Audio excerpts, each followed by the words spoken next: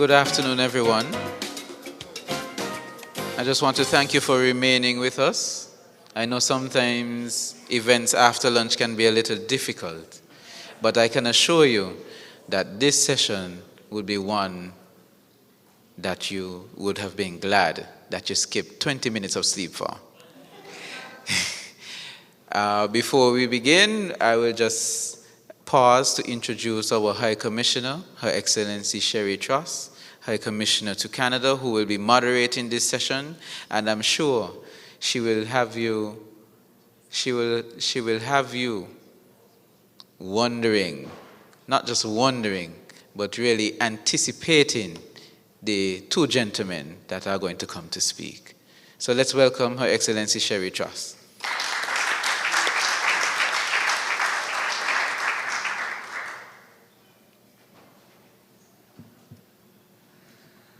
Good afternoon, everyone. It is absolutely my pleasure to be here with you and to have this opportunity to bring to you what I think will be a session that is going to be enlightening. I think it's also going to be really exciting because we have two speakers who are so comfortable and knowledgeable with their subject matter that they are going to challenge us to think in new ways. And so having set them up and put some pressure on both of them, I will let you know that the two speakers that we have this afternoon are first Dr. Timothy Antoine, who is the governor of the Eastern Caribbean Central Bank, which is based here on St. Kitts and Nevis. And then we have Dr. Jean Leon, who is the president of the Caribbean Development Bank, and he is based in Barbados. Now, this is important because, of course, as we're looking at the topic of Diplomatic Week, which really is driving change, advancing a vision for sustainable island state, being able to talk with people who are really getting into, well, they're looking at the overall strategic vision, but they're also getting into the molecular part of it. How do we advance this vision? Because it's one thing to have the vision. It's another thing to develop the strategy and the action plan to arrive at where you want to go.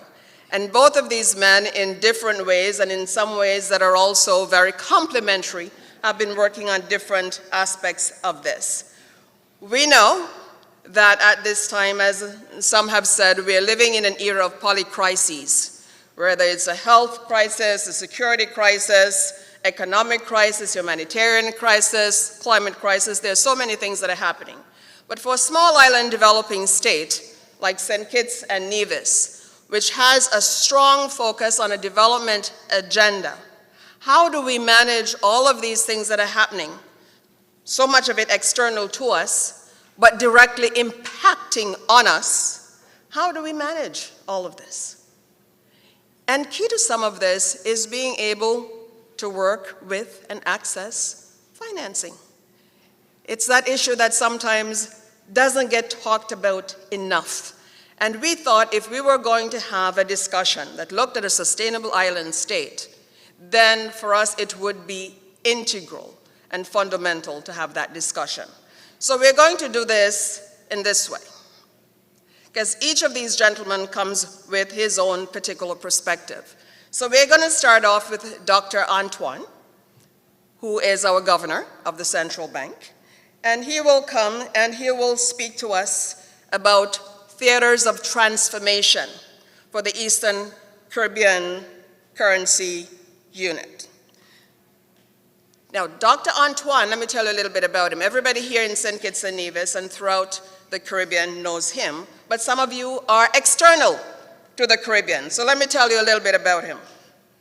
He doesn't want me to do this, but I'll do it anyway.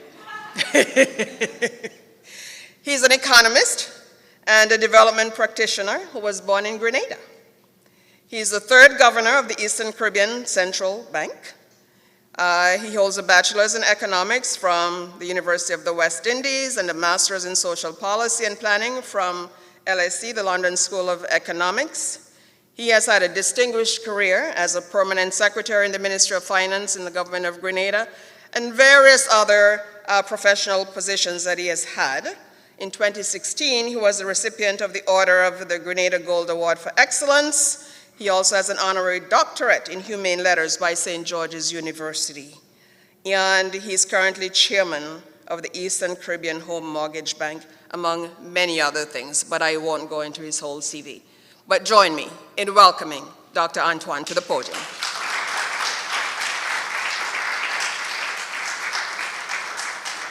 Thank you very much, High Commissioner Truss, Excellencies, Ambassadors. Let me recognize the President of the Caribbean Development Bank, Dr. Jean Leon, and of course the Permanent Secretary in the Ministry of Foreign Affairs and everyone else. I think the ministers left, so if I miss them, I want to recognize everyone. Just to say thank you for the opportunity to say a few words at this very impressive event that is Diplomatic Week. And I don't know if you know this, St. Kitts and Nevis, but there are other countries looking at what you're doing this week, and they're going to try to emulate what you're doing. So you are a standard setter in this area in our currency union, and I want to commend you for the work involved. And let me just also say to our ambassadors, high commissioners, honorary consuls, and so on, we appreciate the work that you do. When you're away from capital, very often, it could be lonely. I spent a couple of years at the World Bank, and I had the experience on that side trying to get stuff out of capital, and I know it could be tough.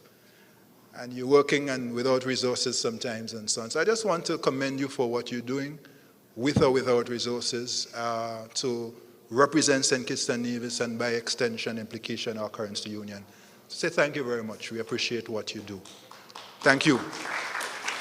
And what I hope will happen this week is that you will get a charging up and re-energizing to go back out and fight for St. Kitts and Nevis and our currency union. So I'm under pressure, real pressure, from the moderator to keep this short. So let me say what I'm going to do and what I will not do. I have several slides here. We're going to make the presentation available to you, so I will not go over all of the slides. And because of what I hope to do is just give you enough to give you a feel for situating the currency union and St. Kitts and Nevis in that currency union, but then to spend the time on theaters of transformation and really, hopefully, see possibilities for partnership, because that's really what I hope you will get out of this. So that's the theme, that's sort of what we're going to focus on. When we say resilience in this region, certainly for me, the working definition of resilience is withstanding and absorbing shocks and bouncing forward. And I want to repeat that, withstanding and absorbing shocks and bouncing forward, not bouncing back. Every shock, every crisis must have a legacy that allows us to be better than where we were before the crisis. So if that's a pandemic, so be it. Hurricanes, so be it. Global financial crisis, same thing. What lessons are we drawing from these shocks? Because we live in a shock-prone world. And in this region, that is our region that we call home, the shocks keep coming. There's no let up. The High Commissioner spoke of a polycrisis. Well, the truth is, every time before we could come up for air and breathe, another one comes. That's the world in which we live in. And therefore, we have to be constantly working on this business of resilience. So that's the roadmap, and I'm going to skip a lot of these things, but that's the idea. Here's a question that I posed when we launched our 40th anniversary in January of this year. So this year, our central bank is 40 years old, October to be precise. And I asked the question, what will it take to double the size of our economy, say over the next decade? In the case of St. Kitts and Nevis, the size of this economy is about 3 billion EC dollars. So let's say 1.2 billion US dollars thereabouts. In the case of the currency union, it's 21 billion EC dollars. So the question is, what will it take to move from 3 billion to 6 billion? Or to move from 21 billion to 42 billion? And when I speak of doubling our economy, as an economist, I'm merely using a number to start a conversation, but this is not really about GDP.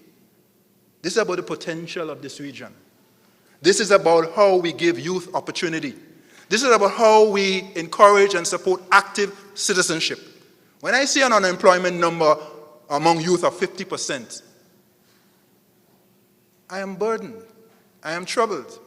Because too many of these young people, many of which are, under 60% of our population are under 30, are basically not living their best lives. Just think about the economic potential of these people.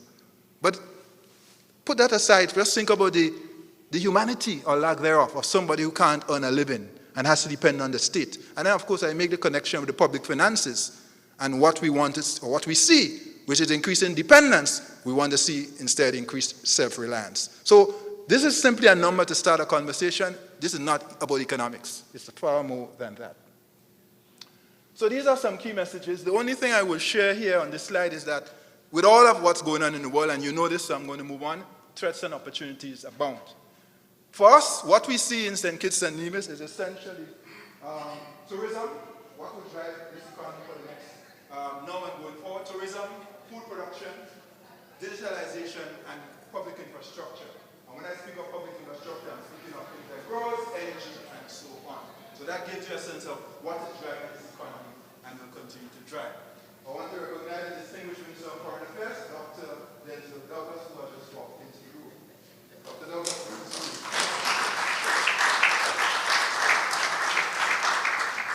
right. So turning to economic developments, those of you in Washington 2 weeks ago would have seen all of the numbers, so I'm going to leave this in your slide pack. I'm not going to speak on that. Just don't have the time today. Quickly, when we speak of the regional economy for us, so Dr. Leon will speak about the Caribbean, that's it. I am dealing with a smaller sub-region, which is the ECCU. 650,000 people. And I make this point to say, a citizen in St. Kitts and Nevis, which has a population of 50,000, must not limit their size or their ambition to the Federation. Think 650,000. That's your market, at least the starting point. We have a single space, we push in a single economic space. That is what you want to see. So if you're in business, you want to be thinking that your market is at least the currency. That's why when we did eCash, for example, digital currency, it was to connect everybody in this currency union with their smartphone, through their smartphone, to be able to receive and to make payments at will. That's the per capita income there. All right, so I'm moving it along. These are some of the risks. I will simply point out on this slide, CBI. And I make the point about CBI because I'm imploring you to be in a position to assist us. In St. Kitts and Nevis, you have the largest, oldest, most successful program in terms of citizenship by investment. Very important program. And as you know, or you should know, 55% of all revenues come from CBI. So here's the thing. You're the most successful, but you're also the most reliant on citizenship by investment, which basically means that you are vulnerable to any changes, adverse changes in that program. Excellencies, ambassadors, I'm appealing to you this afternoon. Given the criticality of this program for our region, we need your help to engage Europe in particular, to help them to understand, just as the United States have now come to understand, CBI is legitimate business for development. What we need to do is work together to provide the safeguards for the financial system. The hostility that we see and some of the muscular action that seems to be contemplated by UK and Europe, we want to have a constructive dialogue around how we could preserve these programs for people. And if you're in the US, I constantly remind the Caribbean is the third border of the US. If you fail us on this program, you're going to have refugees on your door. Not just climate refugees, but CBI refugees in a manner of speaking. I don't know what is CBI refugees, but you follow my drift. I need your help. We need your help there. A couple months ago, we sat down with the United States. We had a very constructive dialogue. We issued a statement of principles, 6 principles. We're very pleased, Ambassador, by that progress. Where's Ambassador? Right, yes. Thank you very much. We followed up with your team in Washington a couple weeks ago, Treasury, and we want to continue that dialogue with Europe and UK. So ambassadors, please, we need your help there. When people look around St. Kitts and Nevis and they say, oh, there's such good infrastructure, the roads are nice. I said, yeah, you enjoy the roads? Oh, wonderful. That's CBI. And you did this, and I said, that's CBI. You want to enjoy it? There's a source. Protect the source. Help us to help ourselves. So I should simply tell you, for those of you who don't know, that the secret of this currency union is our ability to maintain our strong dollar. Since 1976, we pegged the EC dollar to the US dollar, 1 US 2.7 EC. And we've been able to maintain that stability, that parity, by maintaining strong foreign reserves. We were tested during the pandemic. Just before the pandemic, our reserves were... So let me just explain what that means. I'm making an assumption I shouldn't. At the moment, the backing is 91.4%, yes? As of 21st April. So we do weekly updates on this. The law requires us to be backed at 60%. At any moment in time, we should have at least 60. What does that mean? 91% means that for every dollar in circulation plus demand liabilities, we have 91 cents in foreign reserves. That's what that means. Now, when the pandemic started, we were actually at 100%. No tourism, no this, no that, oil prices, well, they weren't so bad, but it came down. Came down to around 89, 90, and it's now gradually going back up. We also have faced some losses on the markets. When the US Fed raised interest rates, which they had to do to help curb inflation, it meant that prices fell. And because we marked to market in terms of our accounting, fair market treatment, we actually saw losses on our fixed income. So nothing to do with us irresponsible management. It's simply investment losses as a result of these changes. Because when interest rates go up, bond prices go down. There's an inverse relationship. The good news is that we're actually making money, investment income, or foreign income securities are earning 4.5% right now. So we actually seen investment income rising. So we made a loss last year, but I can tell you even now, looking at the numbers last night, that already we are well in the black in this new financial year, which started April 1, 2023. So this is the backing. What this does, and we've explained this time and again, people say sometimes maybe we're too conservative at the currency union and at the bank.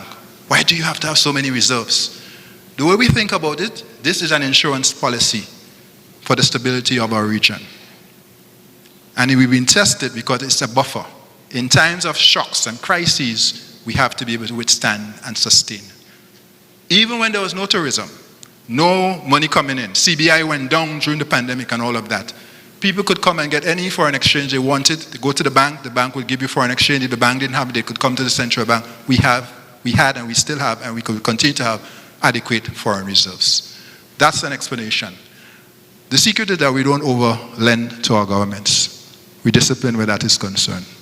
That's the real secret. If we didn't have that discipline, we would destroy the dollar. We can't do that. That's the situation on debt, but I'm going to speed up now. So in St. Kitts and Nevis, St. Kitts and Nevis is the fourth largest economy in the currency union. The currency union of 8 countries, fourth largest. But if you think about it in population size, St. Kitts is only the 6th largest in terms of population. So to have the 4th largest economy is a tremendous credit to the Federation of St. Kitts and Nevis. It means you're punching above your weight. The only smaller ones are Montserrat and Anguilla and Montserrat, smallest ones. You are the 6th largest, but in terms of economy size, you are the 4th largest.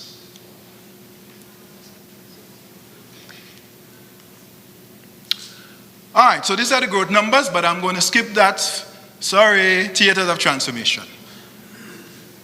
How do we transform this region? Here are a few thoughts. I'm going to touch them very quickly. Food and nutrition security. We saw in the pandemic what we saw when we had concerns about food. In this region, it's not just about access to food, it's also nutrition, having the right food.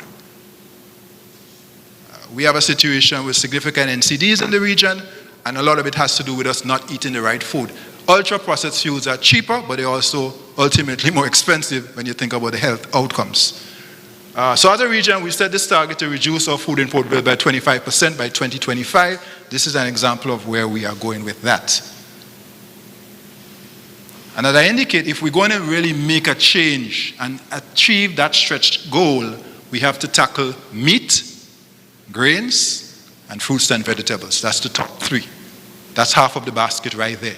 If you want to meet that target, meat, so I don't know if we have to go vegetarian or vegan, How many people are ready to sign up for the sacrifice of God? Okay, maybe not. But we got to do something with meat consumption. Fruits and vegetables, grains. So grains include cereals, wheats, oats, all those things that we use for breakfast and so on.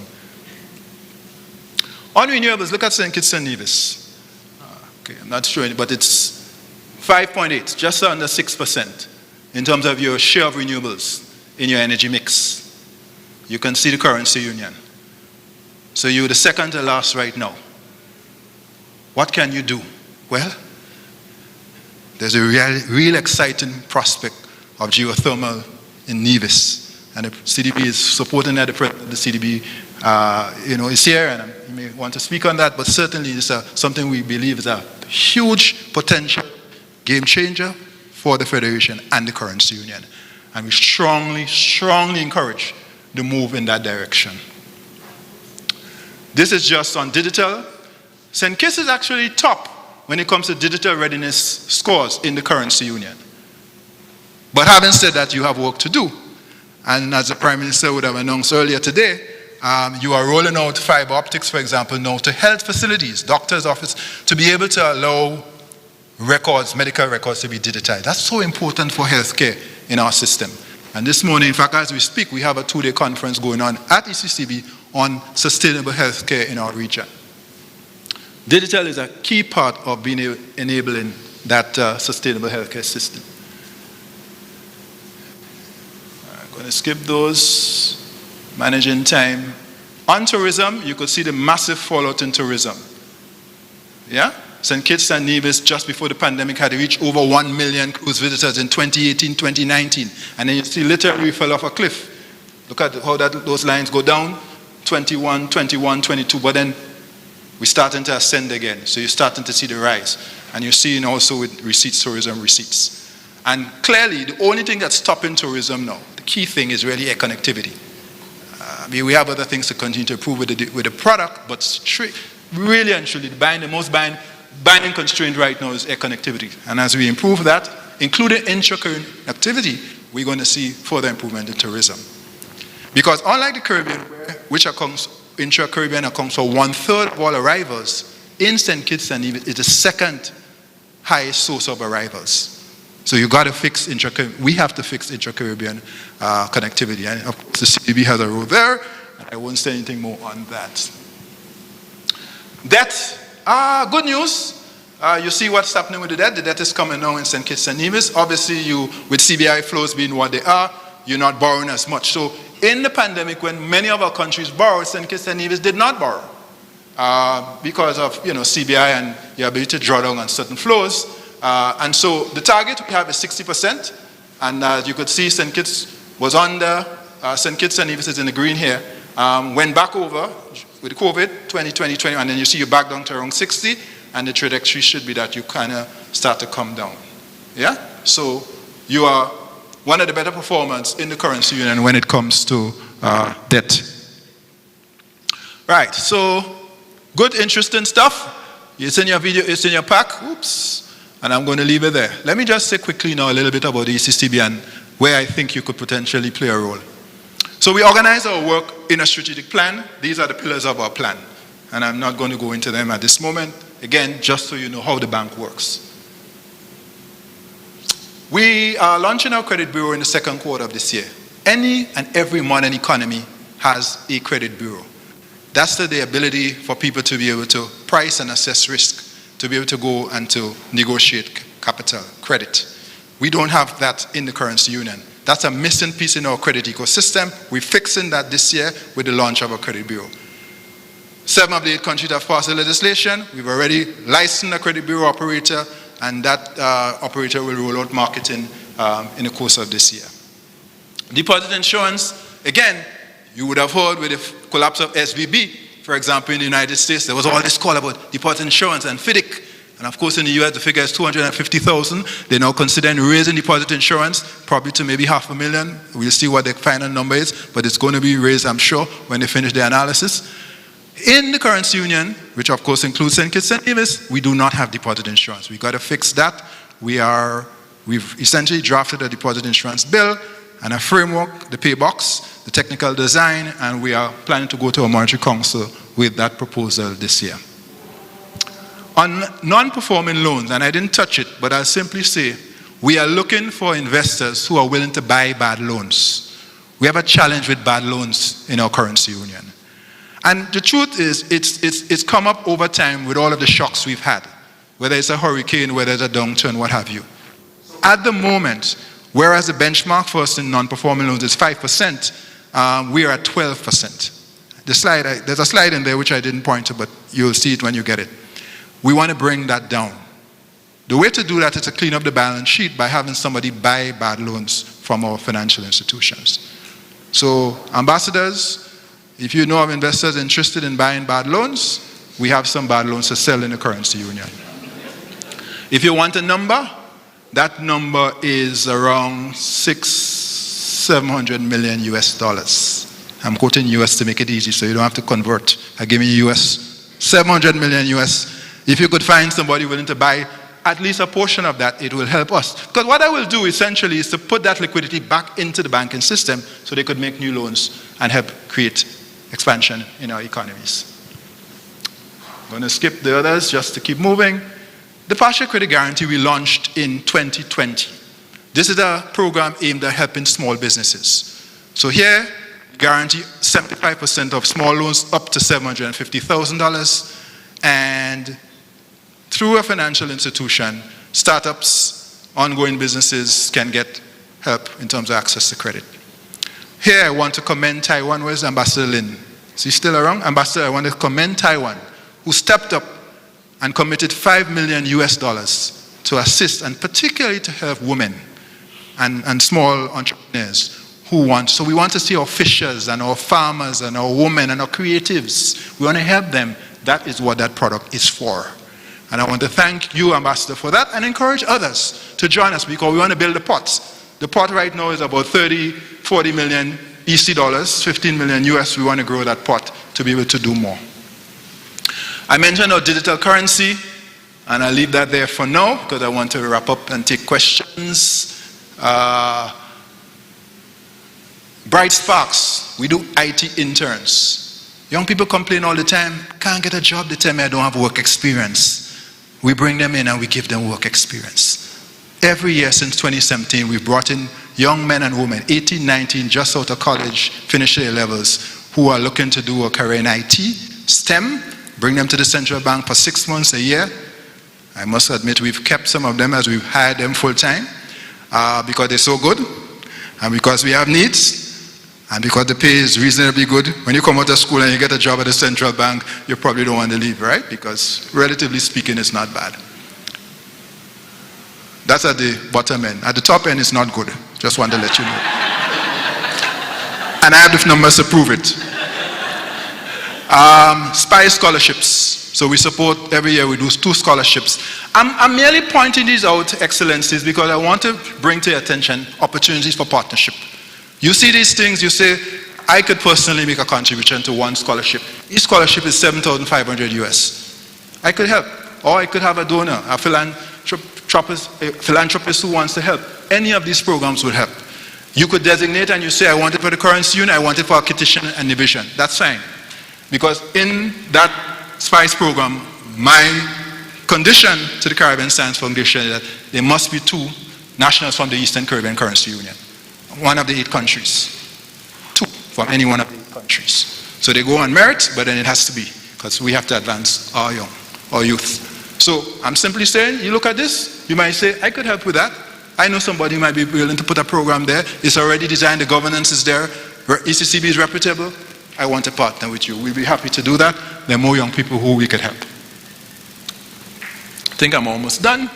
The greening of our campus, if you pass by our campus, which is just down from the airport, you will see the solar canopies over our car park. We know net zero. We are generating the electricity from solar for all our needs at the central bank. Yes? Yes. You see, at ECCB we do 3 things. We advocate, we advise, and we act. And I will tell you personally, we always want to have the moral authority when we're making the arguments, whether it's with our governments or with our development partners. So what we've done is to say to the governments and to say to the development partners, if a little central bank, a small central bank like us can make that investment and show, then you could do better. You must do better. So let's green our buildings, government buildings, hospitals, schools, and of course we want to be able to do that with our grid. And renewable energy would certainly help with geothermal and what is being planned for solar PV. And then we are certainly launching this renewable energy facility, which we've been talking to partners about, World Bank and others, which we believe can really help us. Because when you looked at the slide earlier, what you saw was only about 10% of the energy mix in the currency union comes from renewables. That means 90% from fossils. That's why we're paying 35, 40 US cents per kilowatt hour. That's a problem. We're paying $1.6 billion in our oil bill every year. That's foreign reserves. How do we change the game? If you think about lowering that, let's say we cut that by half, the geothermal project in Nevis, and we cut that by half. You know what that means for small businesses, for households, for the public finances, for competitiveness to attract foreign investors, even manufacturing in the Federation and the currency union? Huge, huge. And so we are pushing this facility. If you want to know more, I'm happy to give you a special deck just on that. Thank you, and I'm open for questions.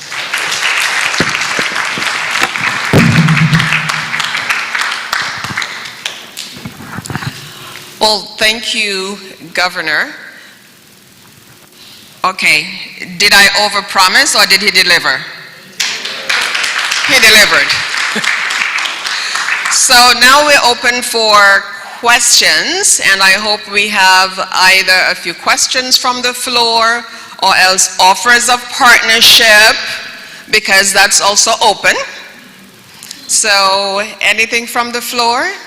Yes, I see the High Commissioner of Canada to Barbados and the Eastern Caribbean. By the way, another mic that somebody can take around. Oh, okay, sorry. So I'd like to know if you are, if the bank is supporting any of the St. Kitts initiatives that they are talking about in terms of geothermal or any of the other projects, the very expensive long-term type projects. Are you partnering with them in that? Thank you very much, High Commissioner. Thank you very much, High Commissioner Chatterjee. I want to say, yes, we are. Advocacy, so that renewable energy infrastructure investment facility that I just showed you, we are advocating for our members. Essentially what we want to do here is to basically, encourage the investment through private capital. So our model is simple. We need a lot of resources to do renewable energy. We pick renewable energy as a central bank because we see the nexus with foreign reserves. So we're very focused. And of course, we've done the project as proof of.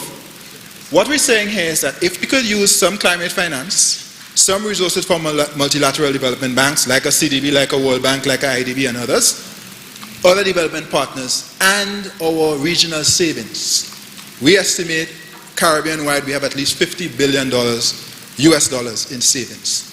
In the currency union, we have at least $10 billion US dollars in savings. A portion of that, combined with these other pots, could get us to 100 million, for example, to make some of these investments.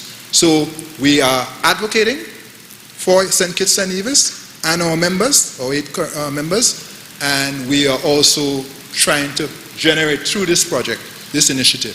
So the World Bank we're doing a lot of work with the World Bank in terms of the technical design with the idea of bringing some partners. So I will tell you, I had a distinct pleasure, President Leon and myself, of meeting Deputy Prime Minister and Minister of Finance a couple of weeks ago in Washington. We shared a little bit about that. I gave the deck to Deputy Minister of Finance, Michael, and he's looking at it, and we'll have some further conversations. Thank you. And thanks for Canada's great support for our region on multiple fronts. CRIF, Karchak, on and on and on. I'll leave it there.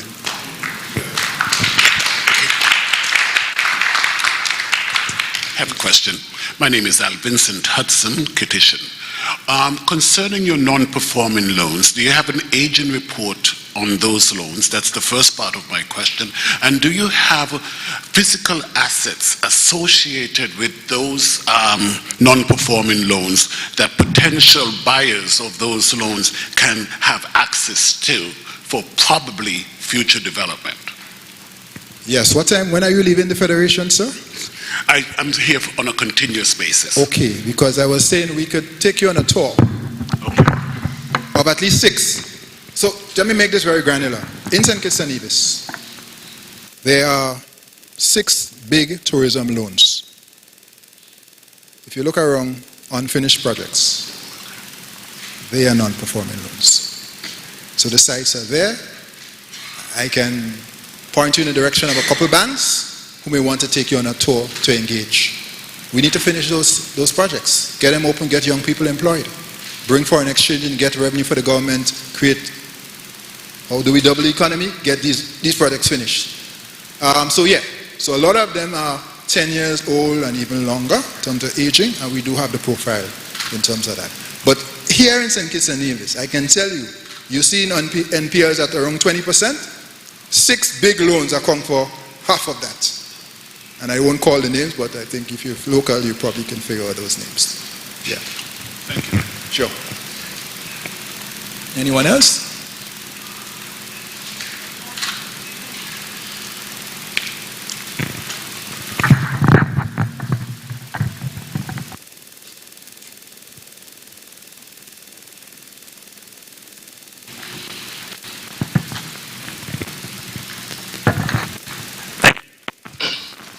Doctor.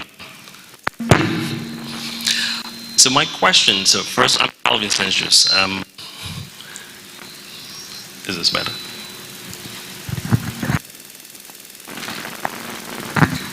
Great.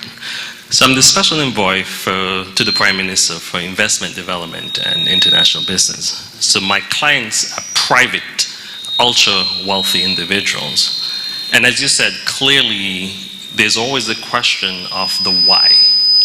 Why should I invest in these small sustainable countries? What is my ROI?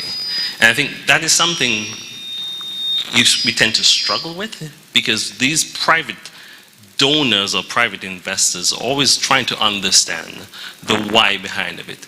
Is there some source, something you can give us in terms of telling us the why, so that we can really help share to them on the ROI? Because they see it from a private perspective. I think the gentleman talk about buying those non-performing loans.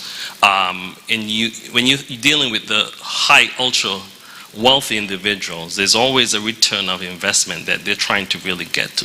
So if there's something you can sort of share that we can sort of have a tagline, I would appreciate it from your perspective. Right, so very quickly, that's a fair question, and it's a real one. So in that facility that I mentioned there, bottom of the screen, one of the things we discovered when we did our diagnostic in terms of the barriers to market development is that a lot of our projects are too small. So for your investor types that you just mentioned, of 10 million here, 15 million here, that is not, the transaction costs are too high. They have to bring in these teams to do the analysis for a $15 million project. What we've been counseling our member countries is to bundle the projects, create a portfolio. So instead of 15 million US, let's talk 100 million US. Yes? Then you can get a series of a group of investors, a consortium interested because the size makes sense for them. That's a shift for us because some of us like to do the solo runs. So we're trying to get our countries to see that. With the World Bank and the designer we're working on, we do have some potential numbers that we are developing in terms of what your return on invested capital could look like, the ROI, because ROIC, because clearly you want to know that people have targets, whether it's 50%, 15%, 20%, whatever the case may be. We do, however, say, while we are confident in the investments and the ability to return decent return, to deliver a decent return, we do ask for patient capital. So very often, guys want to come in with 5 years and exit in 5 years. That's a challenge. Can you do 7 or 10? A lot of times, they want to do 5 and get out. So that's where you need now some blending financing, some mezzanine to try to get the structure right. I just think if we get the right partners around the table, we could get the structure right. Some people need to exit earlier, some people a little later. But a lot of times when you want to do a 5-year deal, then the payback period becomes so steep. And then that creates a difficulty in terms of how you structure the project. We believe that with the design that we're bringing, we could interest people like you in terms of your investor pool. But I'm also making an appeal for the region. You're going to get a good return. You're going to do well and do good. But we also want you to be a little patient with this thing. And instead of looking at 5, maybe look at 7 or 10-year horizon in terms of getting your return or exiting your capital to do something else. Could you do that for us? We're watching, you know. Thank you. And thanks for the question. Appreciate that. Anyone else?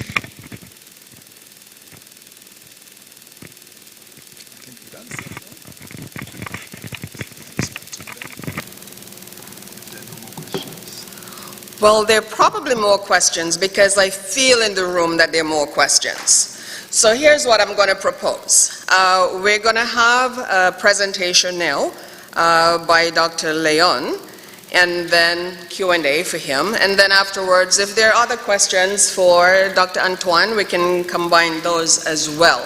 So we will now go about introducing the good Dr. Leon, who frankly needs no introduction either because he is a well-known figure throughout this Caribbean.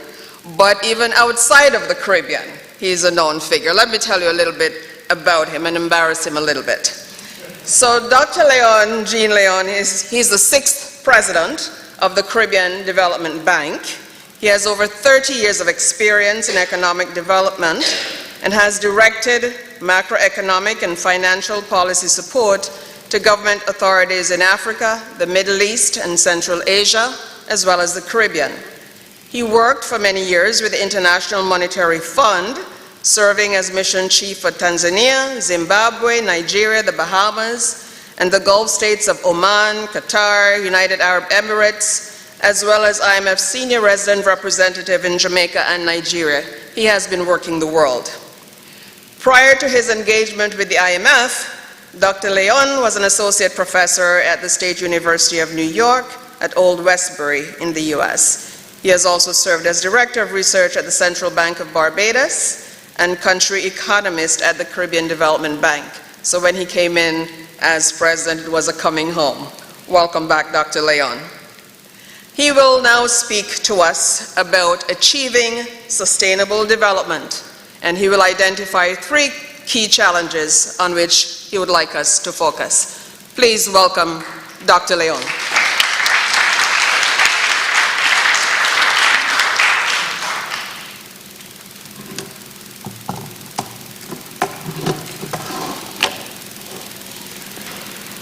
Good afternoon.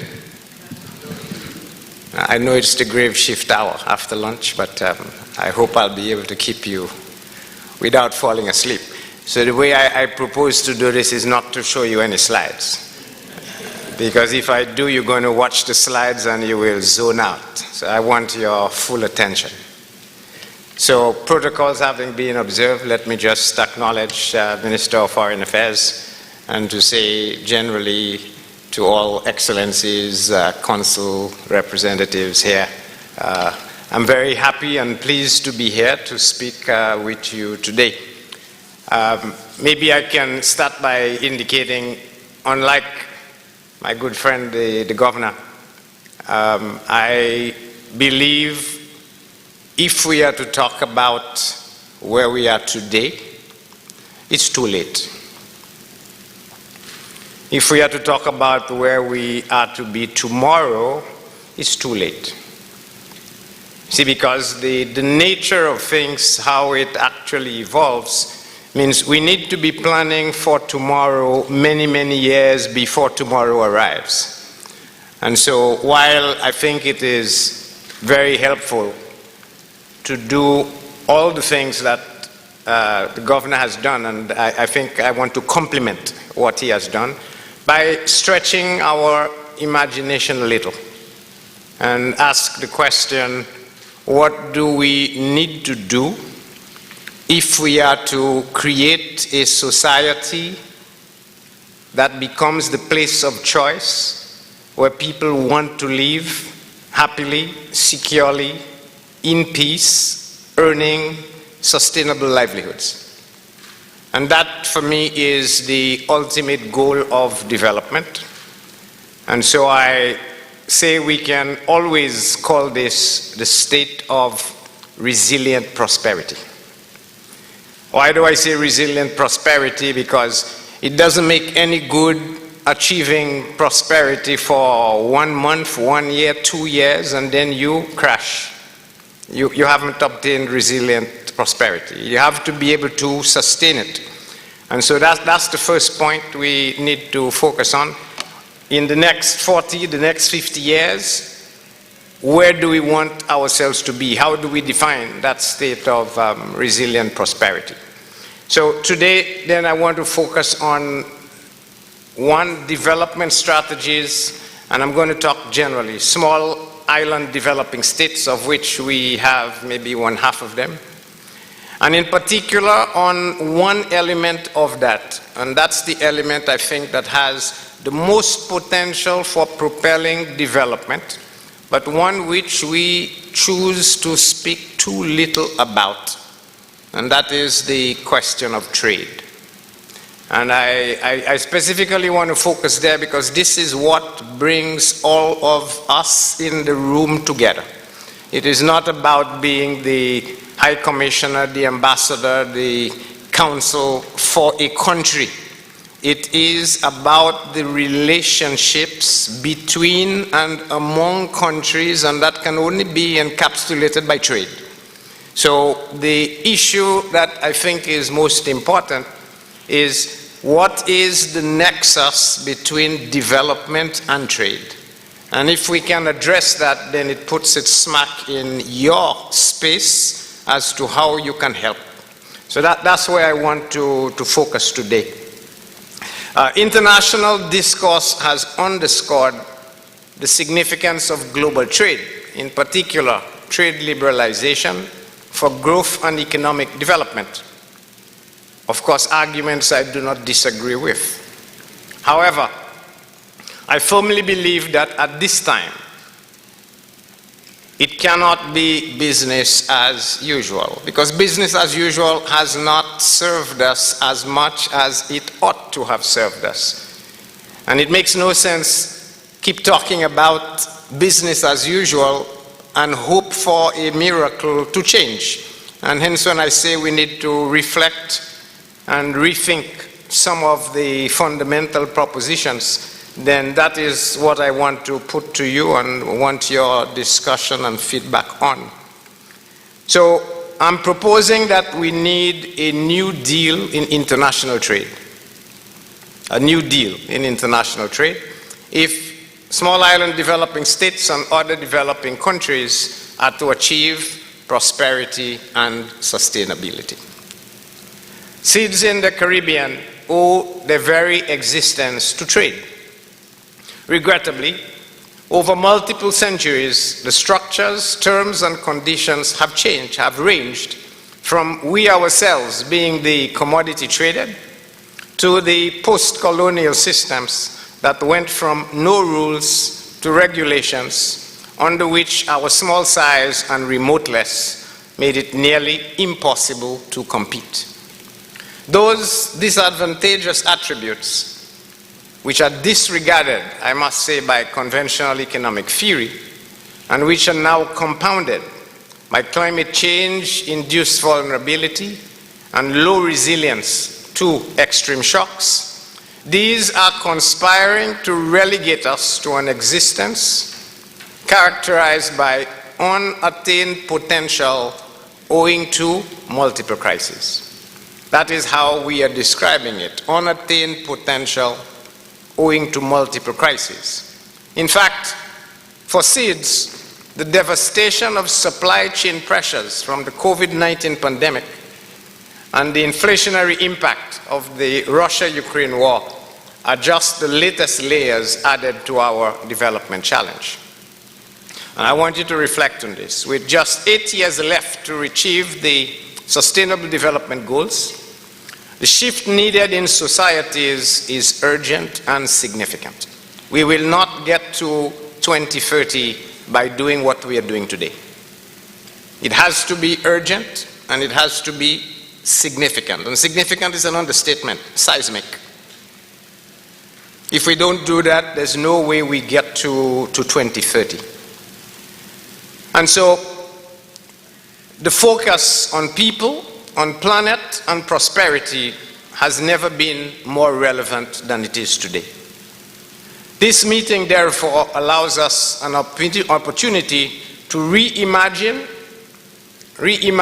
a development paradigm for small island development states that allows for social stability and sustainable livelihoods. We recognize that sustainable development requires resilient economies. That is a resilience ecosystem spanning social resilience, financial resilience, environmental resilience, institutional resilience, and productive capacity resilience. It is not enough to talk about resilience as resilience of climate change. Because when we do that, we will simply repeat history of attacking development as a slice problem. Development cannot and never should be a slice. It is an entirety. It is an ecosystem. It has to be a whole system approach. And the moment you focus on one part at the exclusion of the rest, what you will do is generate tensions in other parts. And so while the focus now is on climate, I want you to think, why is this the case? It is simply because we left the planet behind at the beginning. First it was the Industrial Revolution. Then it was we had inequality. Then it was the capitalists were making money. And when it was we left gender. And we've been tackling each one in little pieces and hoping at the end we will solve it. Now yes, at the end we would have solved the climate problem, even if we haven't fully solved all of the other issues. But after the climate problem, what will be the next new climate change issue? I can tell you last week in Trinidad, the new climate change is the new social issues called under the banner of crime and violence.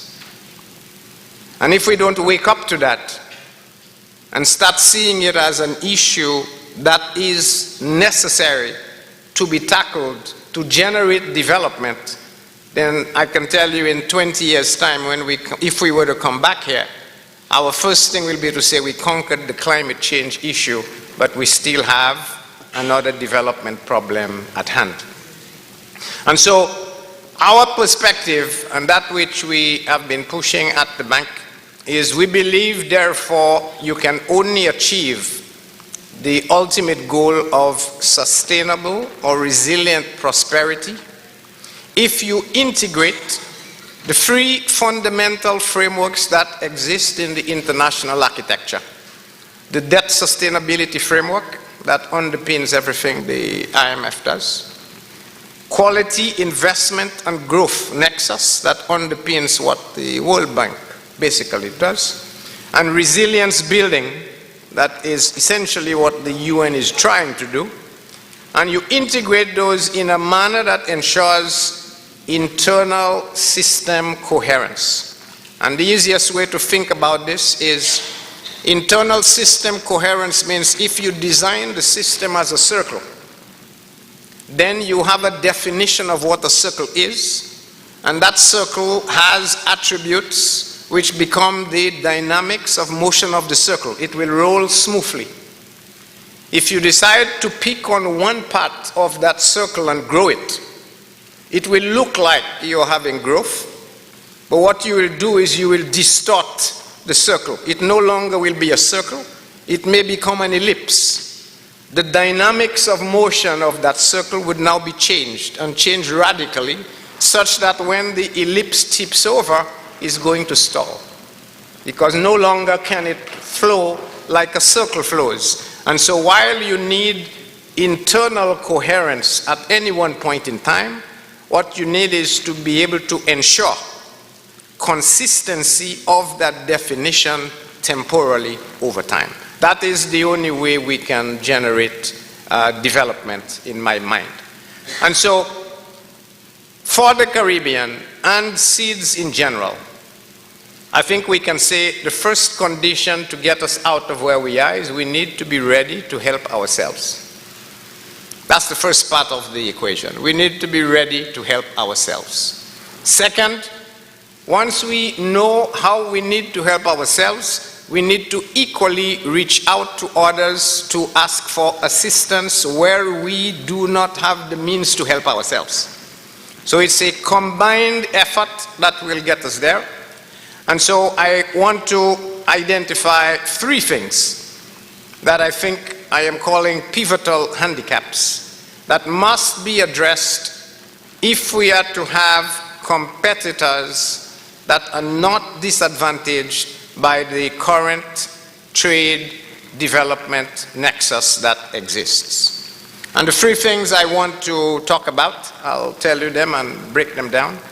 One is we need to overturn conventional foundations. Think about this in a totally different way.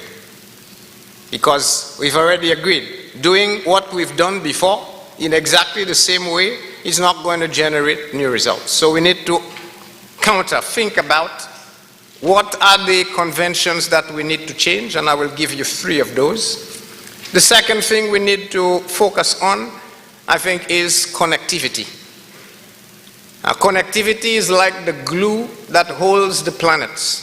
The planets work around as a system around the sun through one medium, which is the medium of gravity.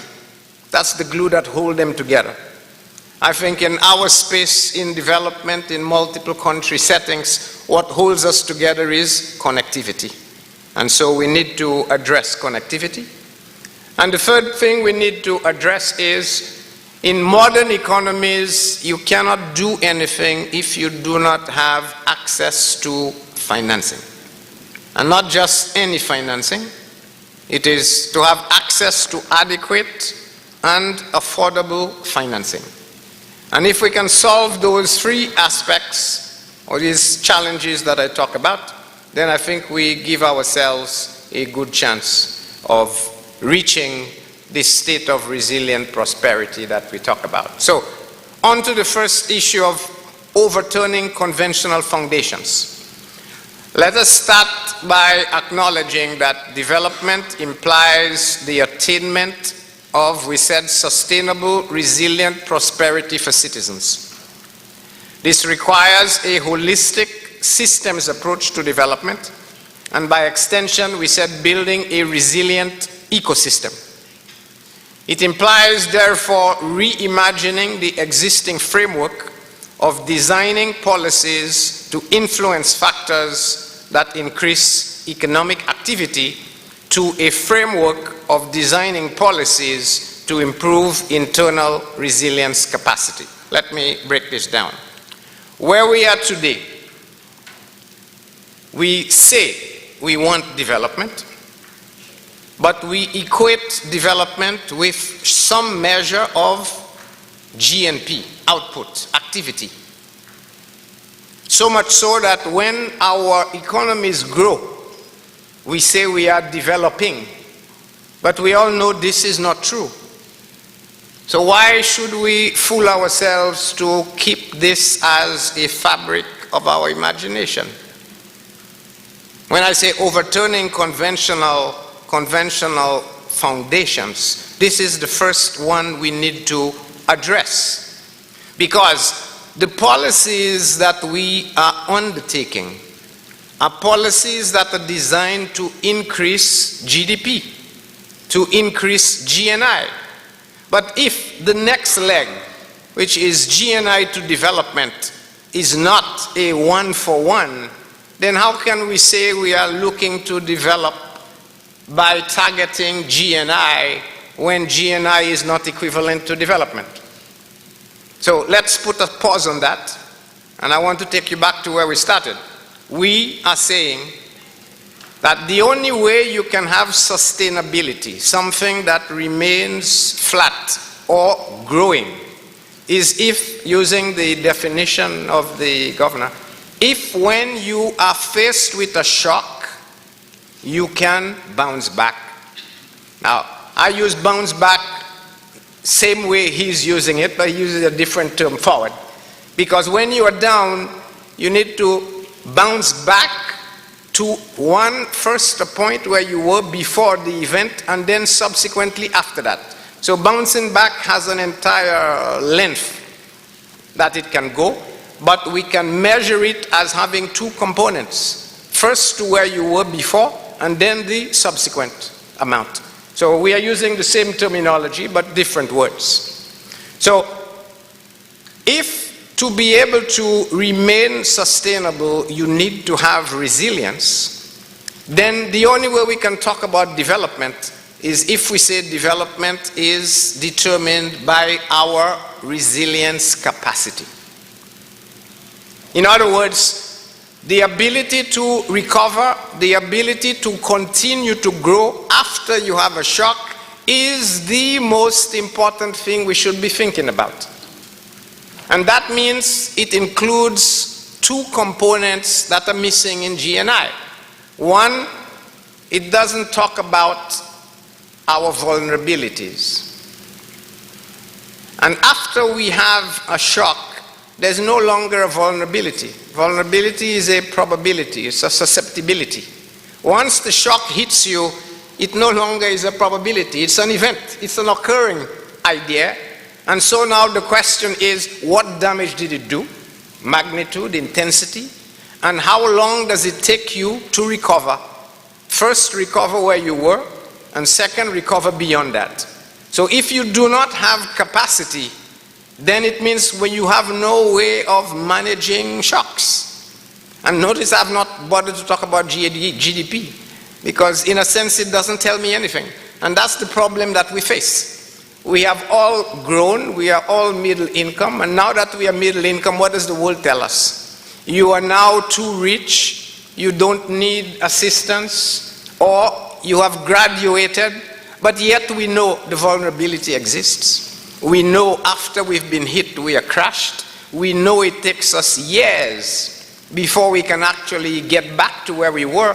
And so there's no knowledge or compensation as to how do we get back? What do we need to get back? So we are proffering that what we do is establish the link between development and internal resilience capacity. When we do that, then what we need is a set of policies, and those policies now need to drive improvements in internal resilience capacity. Now, by doing that, you guarantee that A, you grow yourself out of whatever hits you, you increase your capacity to be able to withstand shocks in the future, and you position yourself to get to your development outcomes. And so that's the first point we need to do. And to note, therefore, that this framework promotes a focus on development outcomes as opposed to GDP. It provides a break from development being simplified to growth, which we know we need to get rid of. It provides a break from using GNI, the gross national income, as the measure of development, which is what is used in the international community. It provides us a tool for access to concessional finance, because we can say provide concessional finance on the basis of need, on the basis of building resilience, not on the basis of how much income I have. It provides a tool for determining our capacity needs, because then you channel your capacity as a means of building resilience, not because of capacity to promote a particular project. And it provides you a tool to design prioritization of investment activity, because your investment then drives your resilience building capacity. So I invite you to think about this and reimagine what if investment activities, access to affordable finance, and implementation capacity of any country were all analyzed and influenced by the internal resilience capacity of a country. It would make a sea change in the way we operate with the world and the way the world operates with us. That's the first convention we need to turn around on our heads. We can also agree that discussions on global trade have focused inordinately on trade in goods and the theory of comparative advantage, which ignores the value of technology and the value of intellectual property. So as a matter of urgency, we need to change this as well. The New Deal that I talk about sees trade as rooted in knowledge creation and driven by innovation, entrepreneurship, and technological sophistication.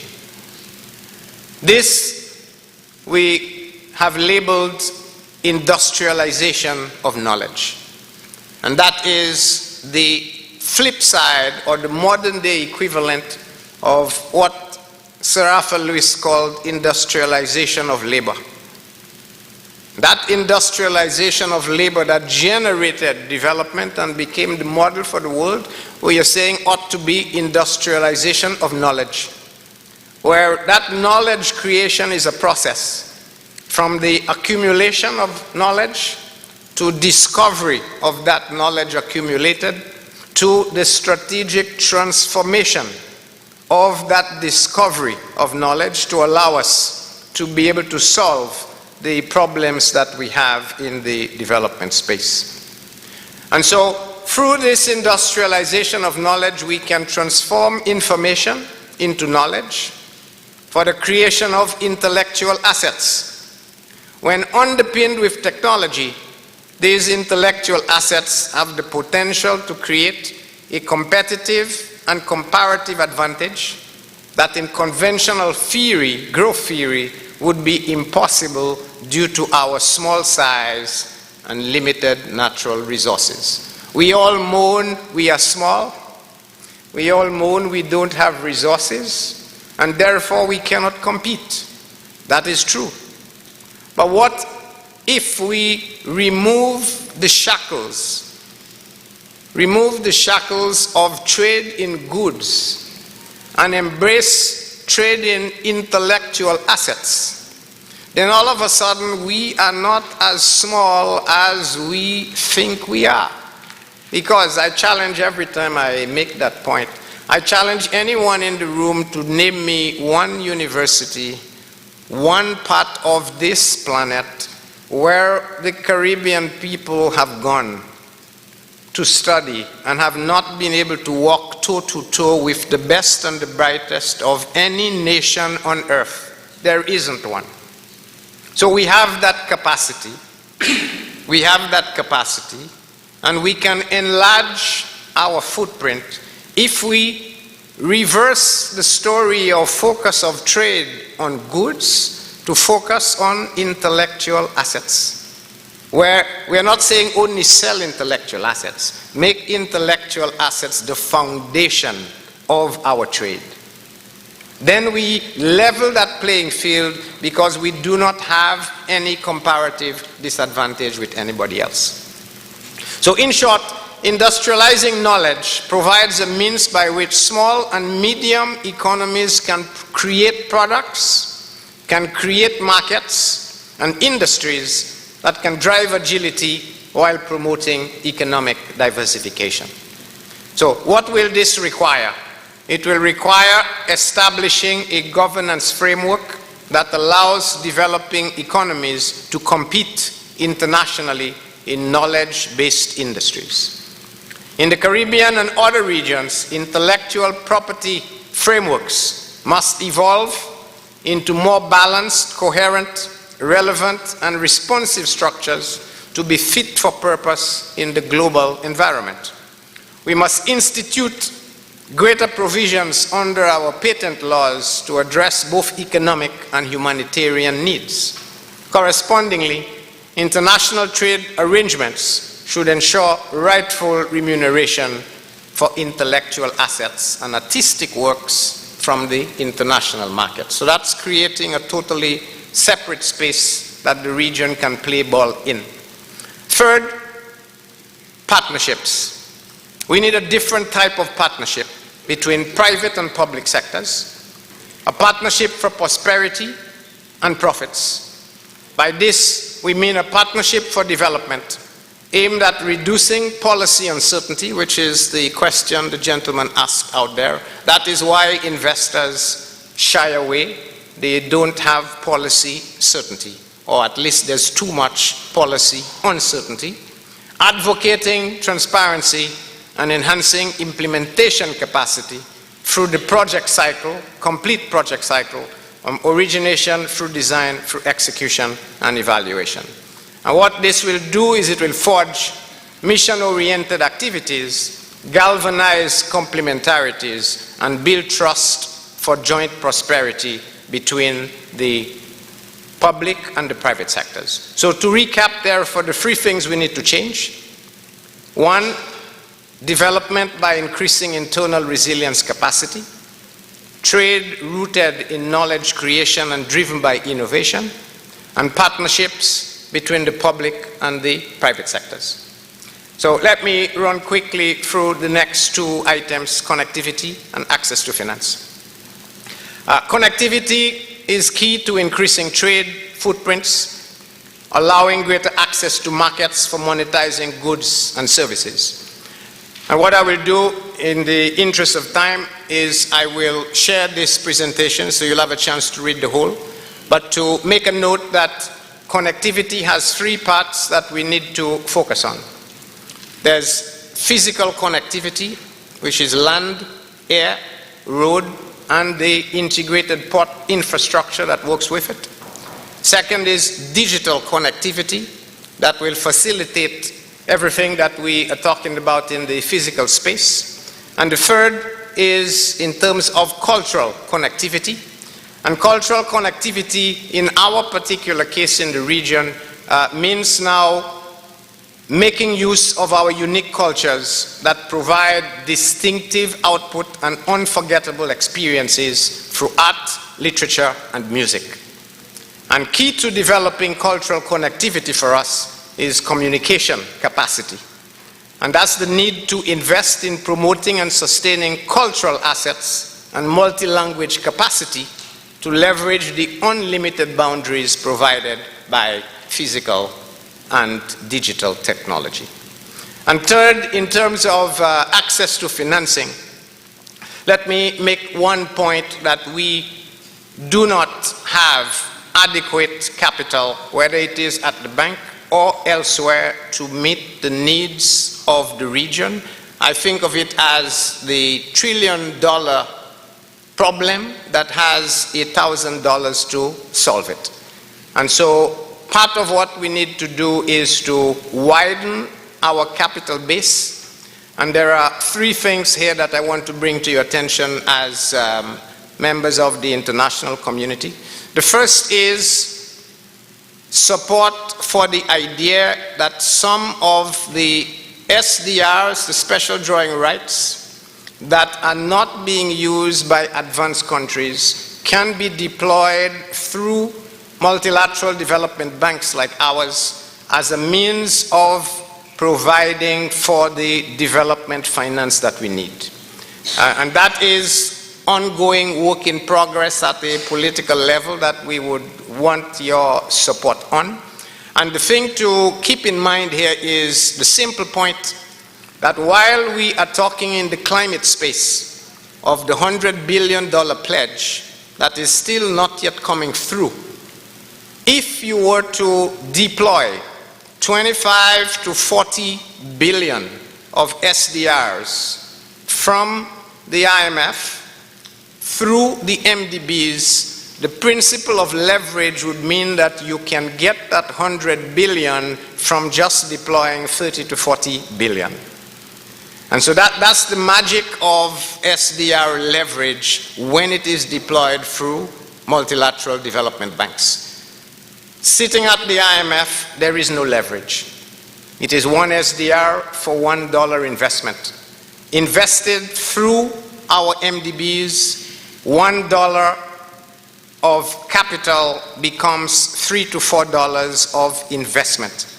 And so we can multiply the benefit to regions of the world like ours in need simply by doing this redeployment. And so that's one of the areas that I think we need to be able to look at. The second is, as I just indicated, using what we have better.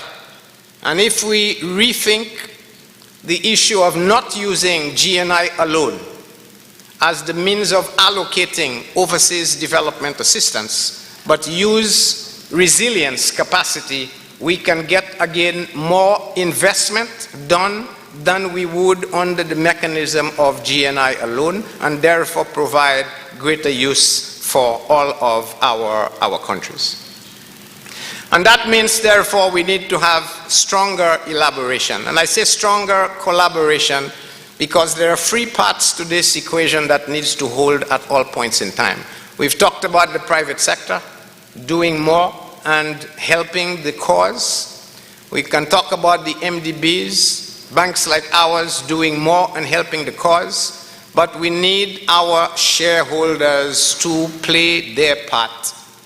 And that is where you enter that particular picture, getting our shareholders to understand that they need to provide and help us, help them, help the countries in question, because it takes three in that case to tango.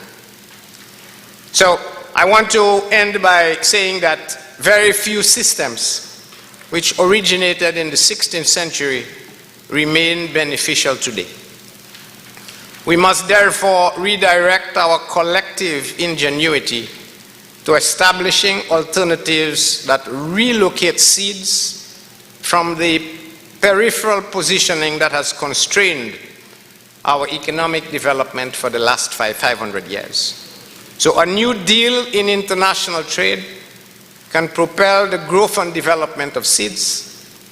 And CDB is ready and willing to partner with MDBs, with international organizations, with governments, and the private sector on the necessary reforms to reconfigure existing trade frameworks. And for that, the access to affordable and adequate finance becomes key. And through the forging of connectivity, we can, in principle, lay the foundation that can take us to the next 50 years. In the end, international trade arena must evolve to what I think of as a simple, inescapable fact. It has to evolve into a space where size does not matter. Thank you.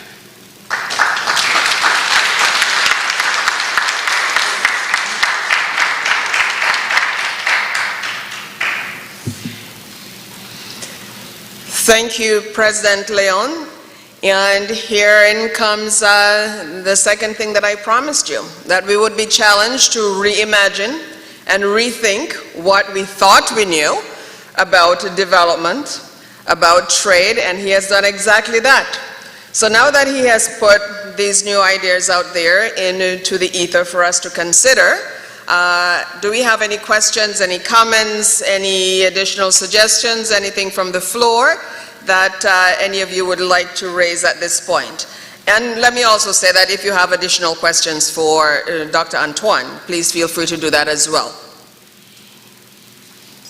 Okay, yes, sir? You may use the mic there. Thank you. Dr. Leon, I found your speech to be intellectually stimulating. However, I do have some concerns about one particular aspect, and that is, how do I find a way to have a private investor factor the value of resilience when he starts measuring the return on investment? That is just out of the intellectual aspect of my thinking, but I have another more pertinent question. Yeah, I think the answer to that is, at one level, what is return that matters to an investor? We concern ourselves with high nominal returns and say if it is not high enough, then the private sector investor doesn't want to come in. That's correct. But I have asked as many private sector players as I have had the occasion to speak with the following question. In a world that is changing, and in a world that could potentially crash and never recover, would you be content in getting 10% for 10 years and we all crash and die? Or would you be interested in getting 5% for 50 years and you have a longevity of your institution? And almost everyone will tell you we prefer the 50 years. Now, what is the problem with why they are not opting for the 50 years now? I say it is because they are not clear in the signaling that there is policy or lack of policy uncertainty. I don't want to say policy certainty. Lack of policy uncertainty, whereby after a government changes after 5 years, there's a switch, there's a change, new policy, you don't know where you are going. And there is no issue of government not trusting the private sector not trusting the government. So that is why we have called it a partnership for prosperity and profits, because we do need to have profits, but we need to think of one, social returns first and foremost, so it's a whole society approach. Second, the goals need to be nationally determined anchor goals, such that we are not focused on public and private, but what we are focused on is real activity and the financing to generate that real activity. And if we make that switch, the public and the private sector should be able to complement each other, working in partnership with trust and minimal uncertainty to get to the longer term goals that we are talking about. And I think generally people can accept that. It is the constrained environment that they are in now that prevents them from going down that road. And I agree with everything you just said. The quantification of the value of the resilience, to have it recorded on your books, provides the challenge. But let's move from there. I have an interest in the project that you are currently pursuing, the geothermal project. And I'm heartened by the fact that you said we have to do things differently. And the area that I am concerned about is the RFP process, which has been our normal way of going about things. Well, here's my question. Given that you have already been a participant in the development of that project by the digging of the, will you be open to a dialogue with a investor who abhors the RFP process? I'm going to say it as it is, because he has a macro view that he believes could not be accomplished by having to conform to various requirements within an RFP. Is that an option that will be available to such an investor? So first and foremost, let's not mix oil and water. Okay. We are not the bank, are not the custodians of the decision making on that particular project. So it is not about what I am willing to do or not do. Okay. I think what I can indicate is, yes, we are participating. Yes, we have provided financing. Yes, we are providing technical assistance to minimize or reduce the risk to a private investor by ensuring that the pre-feasibility type of testing and verification is being done, so that takes that risk out from the private investors. Beyond that, when you get to the point of actual investing, then it's not our decision. But the general point that you are making is, when I say we need to do things differently, I'm saying countries, and that would include all of us, need to see the bigger picture, the macro view that you talk about, Right. over time, as what should be the genuine measure of your return your internal return on a project, and not the specific 5-year of a distinct project, because a project does not equate to development outcome. And what we have done poorly in the development community is we have focused too much on ticking boxes of individual projects without seeing the sequence of projects that get to your development outcome. And so when I think of return, for me it is return relative to development outcomes. And that's the bigger, broader macro view that I think we should be using. I shall talk with you further. Yes.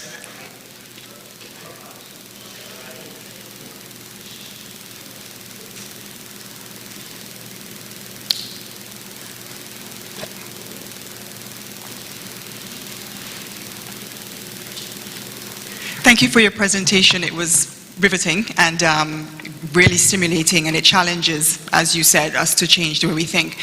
One of the points you raised is a point that I have consistently made when I'm in discussions with persons about what we see happening in the region today. And it relates to the same thing you spoke about, uncertainty of policies. In the anti-money laundering and regulatory sphere, we make strides, then you have changes of administration, changes of people, and with that goes the intellectual property that was built up during, for example, a previous administration. Do you have any suggestions as to how, because you know politicians obviously, their goal is to be re-elected after 5 years, and what I've found, I mean, throughout my life, you see the sort of the lifespan of projects becoming shorter. If there's a potential project which has a turnaround time of less than 5 years, it's attractive because you have fruition and you get the benefits before the next election. Yeah. Do you have any ideas as to how we can sort of change that mindset vis-a-vis the fact that you will always have politicians with that 5-year life cycle? Yeah, I think essentially we have to change the way we think about life in general, full stop. And that's at all levels. It's not just the politician. But if you think through this well, I don't know if, and I'm using the word politician in a stylized, stereotypical way, not on any specific one. I don't know if politicians appreciate very well the fact that if you focus purely on a first 5-year cycle and you do well and you get re-elected, and then you do the same for the next 5 years and you do well and get re-elected, and then you get to the third 5-year cycle, you cannot do the same thing you did those 2 other years, because you would actually be shooting yourself in the feet. You have not taken the time to string the longer term consistency that you need in your process. And so I think the way to get through that is to have a dual track. One track is the longer term anchors that become nationally defined goals that will be acceptable to all parties, whatever the color, that they can all agree to, and the country is going to do that. And what you then need is that complementarity. I said, break down the silo. It's not about government or private sector. It's about real activity and the financing to go with it. Let's adopt that at the national level, and that gives you the longevity, the anchor that you need to go forward. Away from that, you now have what I call the pure political cycle, where governments ought to and should have the right to now say they are using their discretion to manipulate around in the short term, and they may want to have certain particular projects short term to do, but they should now be anchored, supportive of and complementary to the backbone projects, because the backbone is what's going to hold you as your anchor going forward. Now, if you can establish that and get everyone to understand that, because you have to be about temporal consistency, then whether it is the household or the person in business or the government or our development partners, we can all agree and understand where do we enter that dual track equation, how do we provide assistance, knowing fully well that certain parts have embedded within it the degree of policy certainty that will help anchor you in terms of where you're going. That's the way I think it can hold, but that's me speaking. We do need, as it were, everybody to agree on that particular schema to make this work going forward. Hi. I want to thank you both participants for your expositions. I'm from Panama, and I think my country has made its living about connectivity. And I want to ask you, both panelists, for that vision, how do you foresee the cooperation between the Caribbean and Latin America also? It will be very much appreciated to see your point of view of that relationship. So my quick answer to that is, my vision is we should be thinking about the region from Mexico across to Colombia and Brazil, including all of Central America and the Caribbean, as the center of the universe. Now, why do I say that? Because we can go north to North America, and we can go south to South America, we can go east to Europe and Africa, and we can go west to Asia and Antarctica, or Australasia. Now, if you think of where we are located, what do we need to make this happen? Connectivity. Connectivity in the sense of physical, air, land, and the associated road network ports that would allow for goods moving across the entire space. Digital connectivity. What if we had one grid from Mexico down that was connected such that we could talk about a multilingual space when every child, every adult, every professional can function in at least 2 languages? And you could think about using the internet in multiple languages at any one point in time. Just think of how you open your boundaries, open your markets, and build. So for me, connectivity and that space makes us, if we wanted a vision, the center of the world.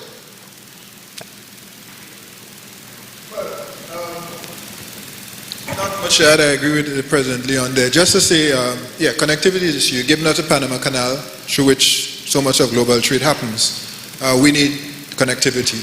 We've seen some examples we need to build on. So whether it's what's happening with the connections from Brazil to Guyana and onwards as a way of connecting the region, that's land, or the flight that Brazil arranged some time ago, that's air. We got to build up those connectivity arrangements. We still have the language barrier, not big, but it is an issue. So we need to work on that. That's a cultural connectivity side. Yeah. But I think if we could work on those, we have the basis. At the political level, we're certainly seeing some very strong efforts by our political leaders, whether it's through CELAC and other mechanisms. In fact, St. Vincent and Grenadines is chairing CELAC at this moment. We're seeing deeper integration there. We also see members joining CELAC, not CABE. CAF, as a way of bringing additional development finance. And so there are practical mechanisms that we're seeing. And I think if we could get more people-to-people contact to facilitate trade, to facilitate cultural exchange and so on, we will build that up and leverage what is happening at the political level and leverage the initial efforts at connectivity. So agreement with President Leon, and just thought I'd just add these additional words. Any more questions?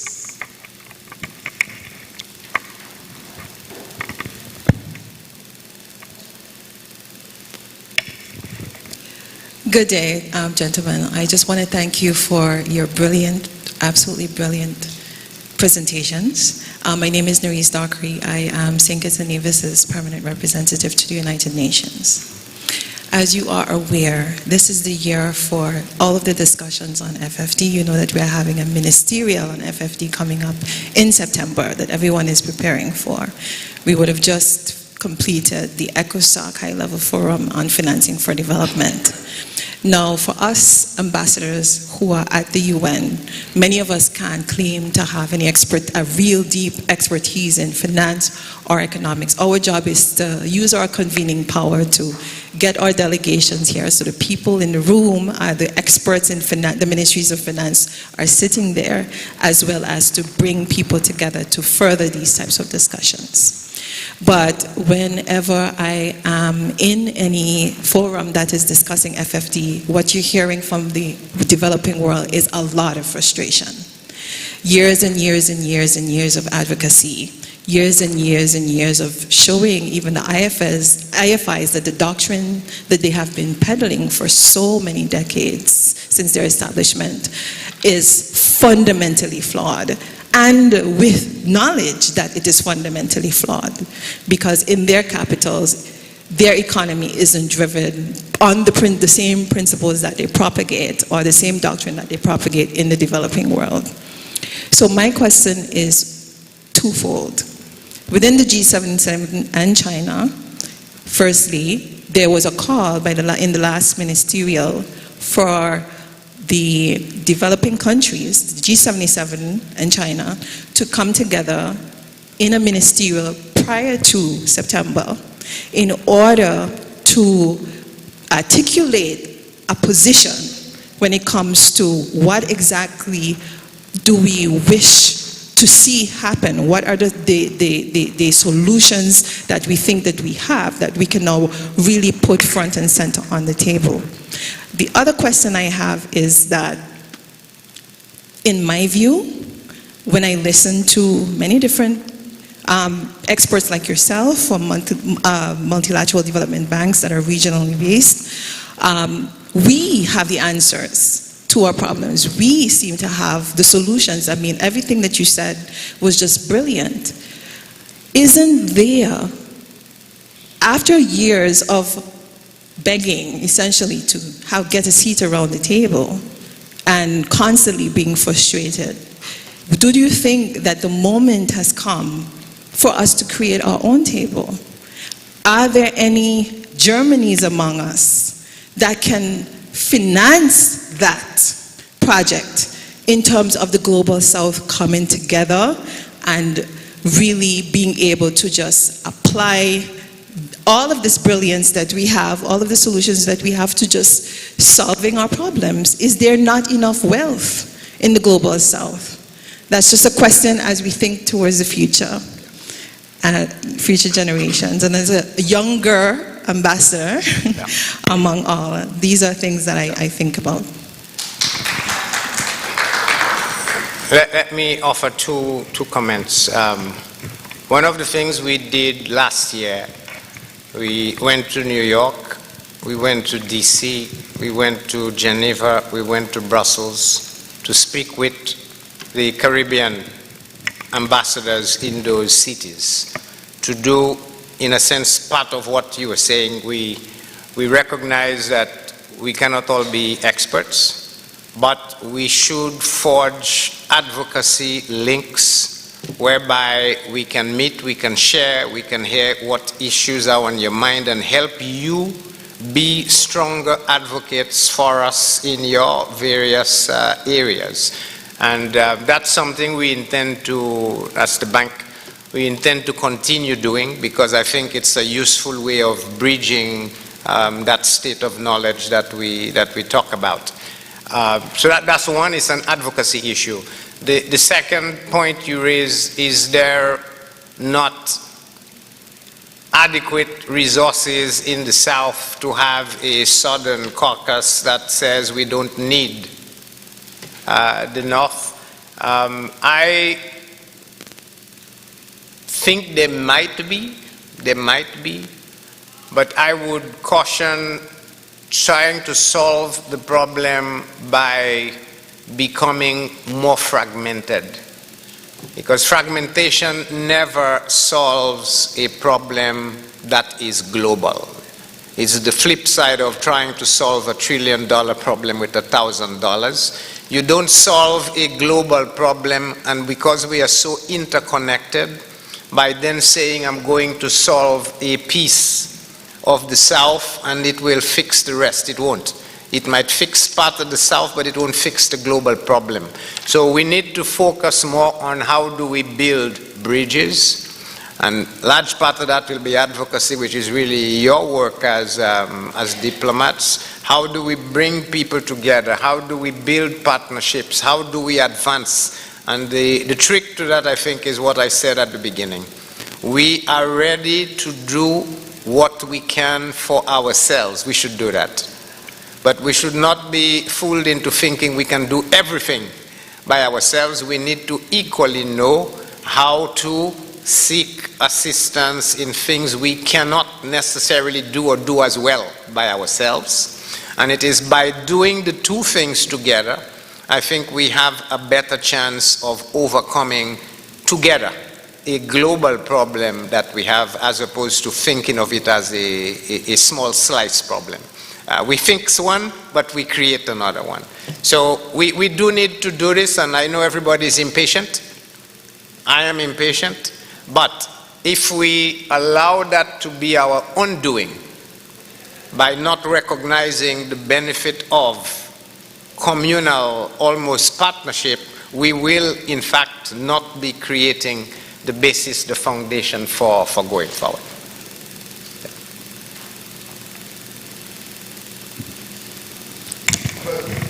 So, you wanted to add, Tim? And the governor wanted to add something, I think. Yes. Just to say, Ambassador, that you will find patience is a virtue, even as you're impatient to get things done, and I feel that impatience as well. I would say that the efforts by Barbados right now, Prime Minister Motley, through the Bridgeton Initiative, is intended to try to straddle that global north and global south. So if you think about some of the pillars of that initiative, the revamping of the international architecture, financial architecture, the use of climate debt resilient instruments, which by the way, we pioneered in the Caribbean. We pioneered in the ECCU, Grenada, then Barbados, others. Yeah? The inclusion or the embrace of private capital, all those are intended to bring a new paradigm to how we organize ourselves to bring the resources, not just climate, but climate is obviously front of mind, to the challenge that we're facing in our region. So we have to rally together, because as you would know already, the key really is to find that the willing coalitions. So we have to build it across not just the Caribbean, but small states, Pacific, Africa. But you need big partners. You have to do G7. The reason why the climate debt resilient instrument is making so much traction now is because we got Canada and the UK in the G7 to take it up on our behalf and to champion it. Because they are the ones who control the IMF and the World Bank. That's the reality. That's the reality. And the other thing I'd say and stop is that as small states, we are always navigating, as you know, the geopolitical landscape. And nobody has said it so far, implied, there's US and China. We're in the middle there. The US is our longest, oldest partner. China is an important partner, and we have to work out those arrangements.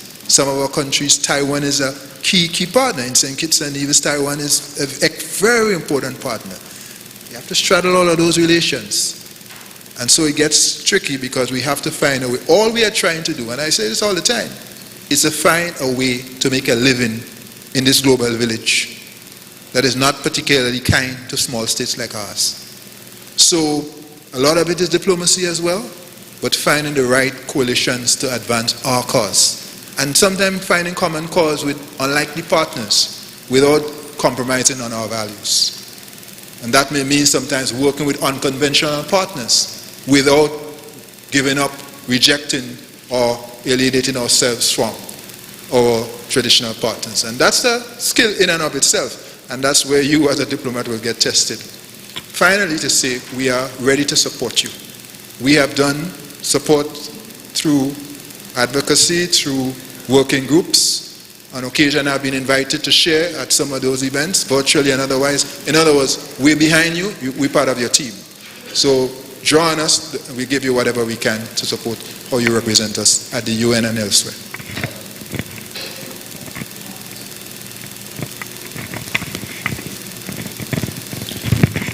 Thank you. I don't like to see any colleague of ours being despaired. So I would like to follow on exactly on the same line.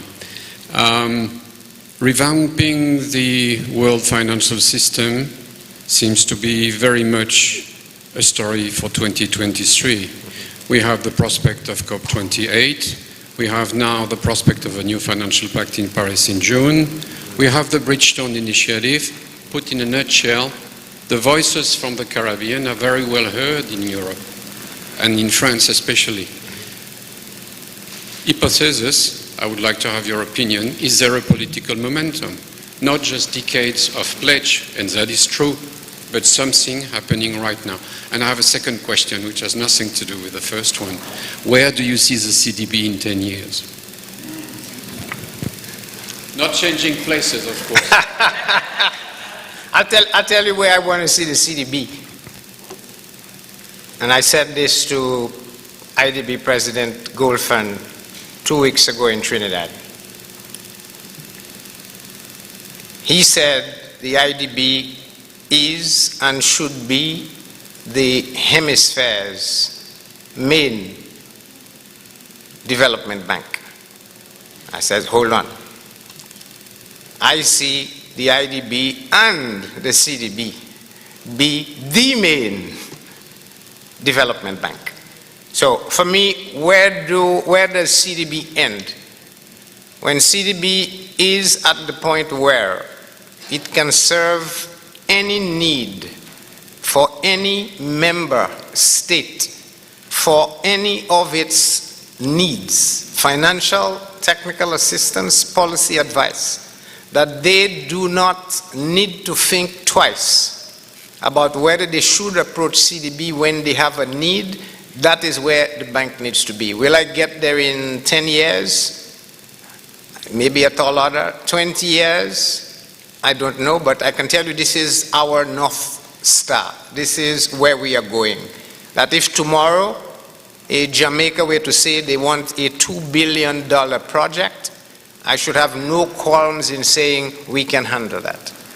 And if Trinidad turns around the next day and say we have a $5 billion project for a massive energy change project, I should have no problems in saying we can handle that. Now, I'm not saying they need to come to us, but I'm saying they need to have the option, the choice of saying among the institutions they are willing to look at, CDB is there with all of the others, including the World Bank and whoever else. So that is where we are going, because I believe we are the premier and should be the first choice financial instrument development bank of the region, tasked with the mandate of 53 years ago, harmonious growth and development of all of the member states, and fostering cooperation and collaboration among them, especially the least developed members. Our job is about development, closing that gap, raising the boundaries. And if we can do this for every member, without fail, without hesitation, then I think this is where we need to be.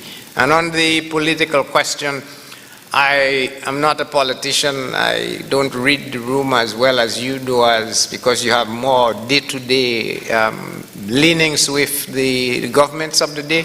But from my vantage point, I think the region is at a stage where they are now recognizing something has to give, something has to happen, and has to happen now. Where I think we are still struggling is we still believe the paradigms of yesterday will take us to the promised land. And I'm not yet convinced of that. I'm not saying jettison, but I think we need to re-examine the fit for purpose nature of everything that we are doing today. And what is good, keep. What is not good, reimagine, change it, and that is where we get an opportunity to get to the promised land for tomorrow. Team, you want to? Yeah. Yeah. No, I mean about the political side.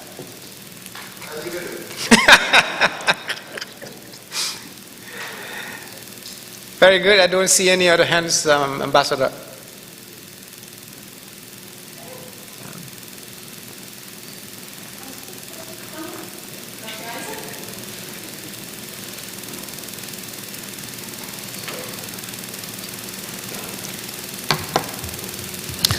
Well, I think it has been a truly fruitful discussion this afternoon. So please join me in thanking these two gentlemen, Dr. Antoine and Dr. Leon, for two brilliant presentations.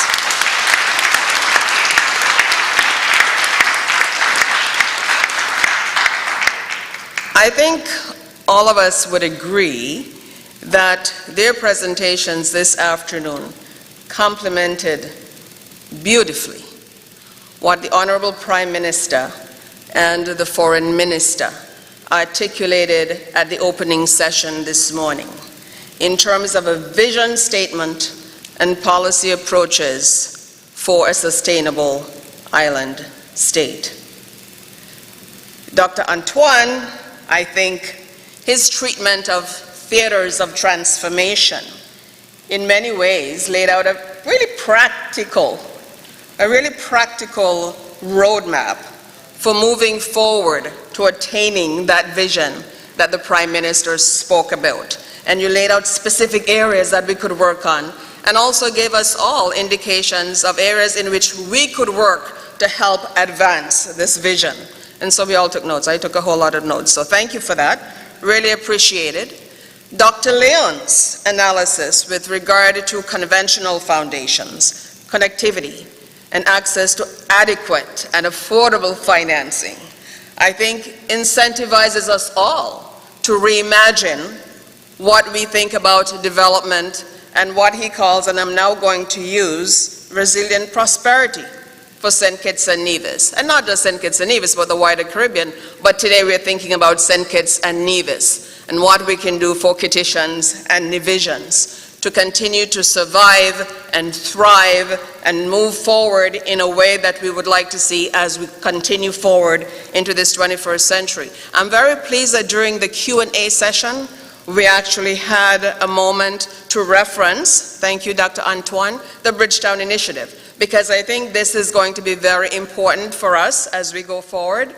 I know we in Canada, the heads of mission from CARICOM, we've absorbed that, and in many of our conversations and consultations, that's becoming very much a part of the discussion that we have. So thank you for that. I already have requests from two people in the audience who have asked if they could have copies of your presentations. So please, gentlemen, if you would be so kind. Yeah? Okay, fantastic.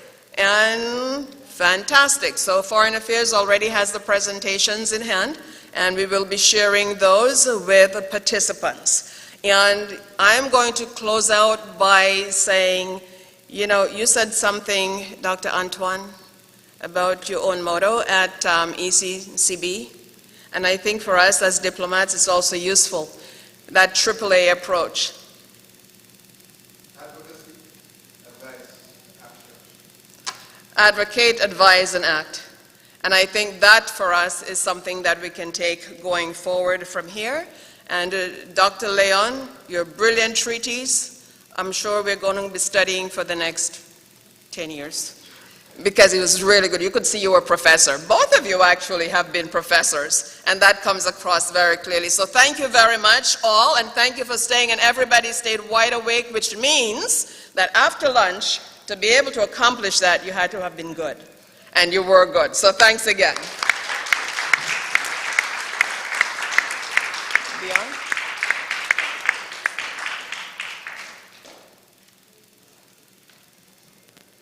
Thank you, everyone. Just a few housekeeping matters, just a few announcements to guide you, especially for tomorrow. The buses will